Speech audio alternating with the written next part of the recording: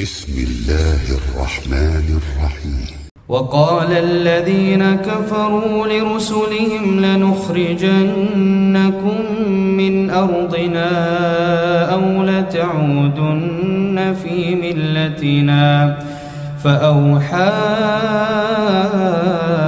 إليهم ربهم لنهلكن الظالمين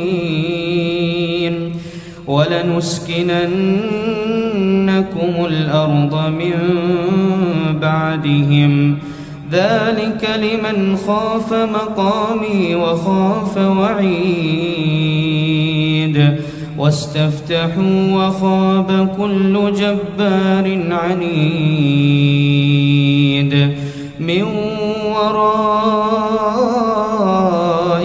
جهنم ويسقى من ماء صديد يتجرعه ولا يكاد يسيغه ويأتيه الموت من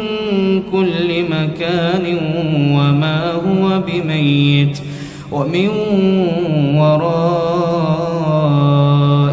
عذاب غليظ مثل الذين كفروا بربهم أعمالهم كرماد اشتدت به الريح في يوم عاصف لا يقدرون مما كسبوا على شيء ذلك هو الضلال البعيد. ألم تر أن الله خلق السماوات والأرض بالحق إن يشأ يذهبكم ويأت بخلق جديد وما ذلك على الله بعزيز. وبرزوا لله جميعا فقال الضعفاء للذين استكبروا إنا كنا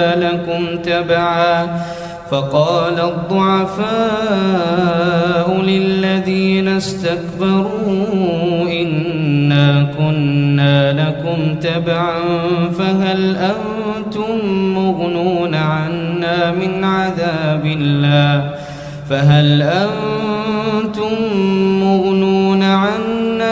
عذاب الله من شيء قالوا لو هدانا الله لهديناكم سواء علينا أجزعنا أم صبرنا ما لنا من محيص. وقال الشيطان لما قضي الأمر إن الله وعدكم وعد الحق ووعدتكم فأخلفتكم وما كان لي عليكم من سلطان إلا أن دعوتكم فاستجبتم لي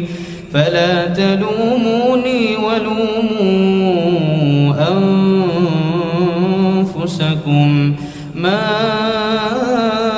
أنا بمصرخكم وما أنتم بمصرخي إني كفرت بما أشركتمون من